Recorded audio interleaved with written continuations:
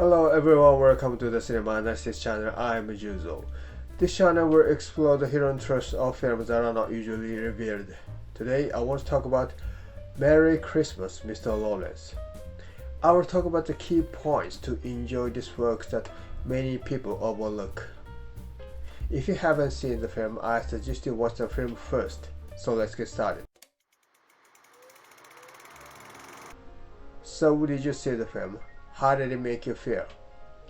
According to the director Nagisa Oshima, he was interviewed by people from different countries. He said that the question that bothered him the most was, what is the theme of the film? In his book, Forget About Logic, Such People Are Stupid, Ōshima says the following. What bothered me the most was the question, what is the theme of the film? It will seem strange when I say this. What does it bother you to be asked about the theme of your film? Isn't it the case that there is a theme at the beginning and you start to make a film? In New York, towards the end of the trip, I was interviewed by a New York Times reporter on the phone. Again, I was asked, what is the theme of your film? And it was only then that I was able to give a clear answer to the conclusion I had reached. It is about how people want to communicate their feelings to others. The frustration you feel when you cannot convey something you want to convey. The joy when you can. The sadness when you have to leave the one you have succeeded in conveying your feeling to. In fact, it is normal for me to start making films without deciding the theme of them. I write scripts without knowing myself the reason why I want to make the film. I begin to realize gradually the reason why I want to do this while I am writing. But only a little. I am not completely sure. Next, when I actually start shooting, it becomes gradually obvious. However, I am still not completely convinced. Furthermore, once the film was completed, I began to see the theme that I wanted to do. This is why I wanted to make this film.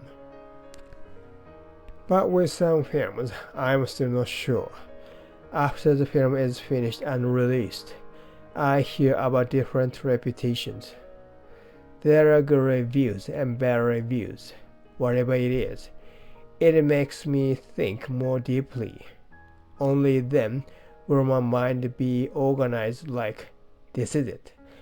Then I can put together a clear picture. Merry Christmas, Mr. Lawrence was just such a work. Nagisa Oshima is not a type of creator who creates his works by deciding the theme beforehand. He creates his works because he is driven by something he couldn't realize himself. It's only after it's finished that he realizes the reason for making it, he says. It is not that he creates works after making a perfect plan. It is not always true that the works made by the director's perfect imagination in detail are excellent. Incidents that happen during the shooting sometimes make films rich. Umberto Eco, the semiotician, said that Casablanca was a masterpiece, made in this way. Ōshima was inspired to make this film when he happened to pick up a copy of Lawrence van der Post's novel Bar of Shadow in a bookstore. This could be made into a film, I felt intuitively. But if you ask me what attracted me, I cannot answer. But I'm convinced that you can make better films by using material that you don't know why you are attracted to. He is a type of artist who cherishes something he has felt from his actual experience, something he cannot explain.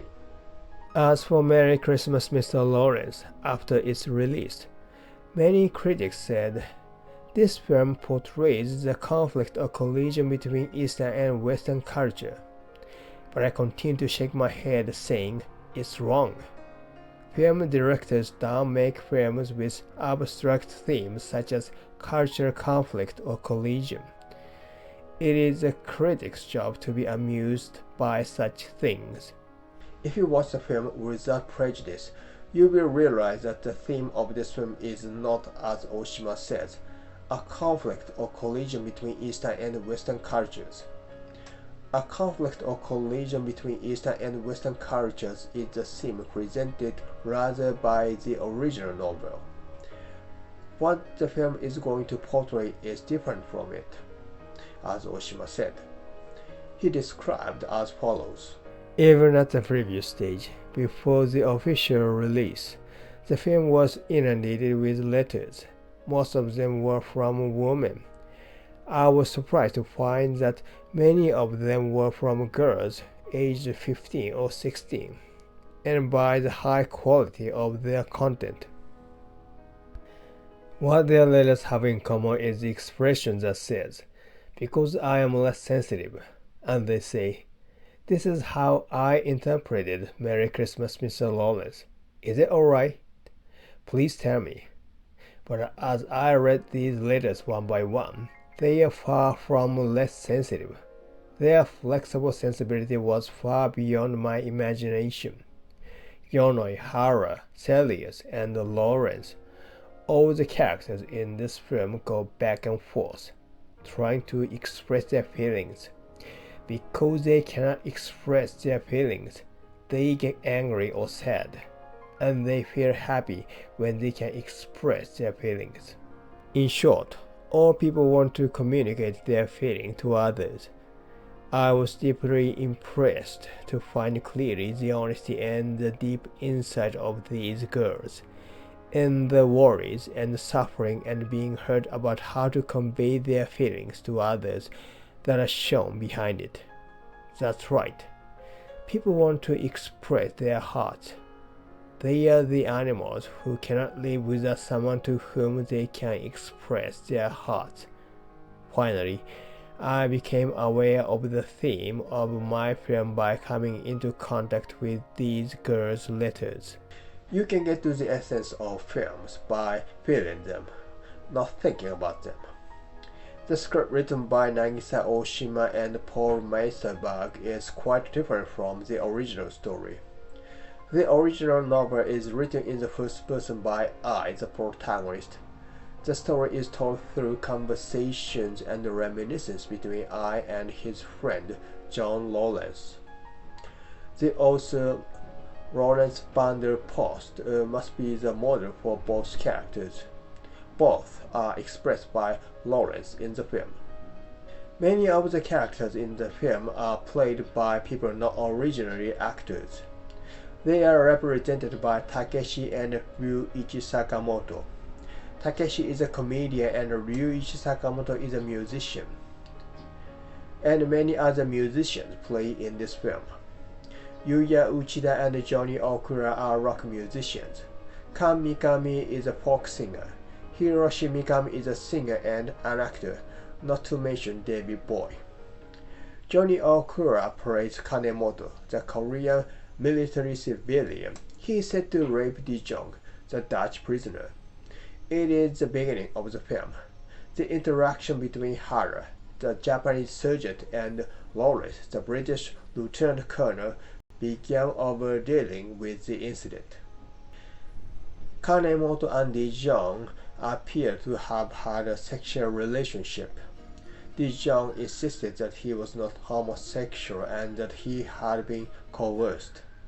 Finally, Kanemoto took responsibility and committed harakiri. De Jong bit his tongue and killed himself. This seemed to mean that De Jong was not raped by Kanemoto. Their relationship was consensual. But the original story doesn't have this episode. So why was this episode drawn in the film? It is because this episode symbolizes the theme that Ōshima wanted to portray in the film. It is forbidden love that cannot be stopped. As Ōshima says, man wants to convey something to someone. You can say it is love. It will be easier to understand if there are obstacles. That's why in Ōshima's works there are situations that forbid love, and people want love there. The works that made Ōshima's name famous all of a sudden is in the realm of the senses. It is modeled after the famous Abe Sada incident. The female protagonist falls into an affair with a married man. She kills him at last, then cuts down his symbol. She was arrested while carrying it. It is not allowed to have an affair with a married. That means love in a forbidden situation. In Max Mon Amour, the object of affection is not even human being. And the work Taboo had the same situation with Merry Christmas, Mr. Lawrence. The set of Taboo is a troupe of samurai called Shinsengumi. When the era of the samurai was coming to an end, the civil war was going to happen. Shinsengumi was a group to assassinate the rebels. It is the organization same as an army, and of course all of them are male. A beautiful young boy joined them. The sexual attractiveness of the beautiful boy causes homosexual feelings among them, and then there is confusion in Shinsengumi. In any of these stories, love is born in forbidden situations. A sexual relationship develops between Kanemoto and Dijon, but it is a forbidden love. He is a war captive and the person he loves is from the opposite side. Both of them are male. That's why Dijon claimed that their relationship, which was probably consensual, was a forced one. Love between men is not just between the two men. Their relationship between Hara and Lawrence could be described as a strange friendship. Yajima, the private first class, is a badman of Yonoi. He is infatuated with Yonoi as his boss, and even when he is injured during training with the real blades, he says, "Sorry, I missed to receive your attack." His feelings for Yonoi seems to go beyond mere respect for a human being. And the most important hidden love in this work is Yonoi's feeling for Celia's. Let me emphasize the difference between the film and the original story. Yonoi shows interest to Celia's also in the original story, but the way of description is different from that in the film. Celia's is portrayed as a beautiful man to whom even men are attracted, and Yonoi is also portrayed as a beautiful man. Yonoi is interested in and emphasized with Celia's as a man who was born as a beautiful man like him. In the court, all Japanese men are surprised by Celia's beauty. They try to avert their eyes so as not to be overwhelmed by his beauty. Only Yonoi doesn't avert his eyes because he is as confident of his beauty as Celia's. The film shows it completely the other way around. Other Japanese men don't seem to be affected by Celia's beauty. In contrast, Yonoi's gaze is fixed on Celia's. The cut that shows this is in the courtroom scene. It is a rather long cut, almost a minute long, and it was made with a very good calculation. As this cut is very important, I would like you to watch it again if you can. The camera captured the three judges from behind Celia's back. The presiding judge in the center turns to the right and asks the prosecutor, who is off screen, to make a closing statement. The camera pans to the left. The prosecutor in the frame begins to speak his lines, and the camera starts moving forward. Celia's leaves the screen and the camera captures the prosecutor on the left, Yonoi in the middle, and the presiding judge on the right. As the camera moves forward, we get a close-up of Yonoi in the center, and Yonoi, completely overwhelmed by Celia's beauty, sometimes looks down. The use of sound is also an important method of directing.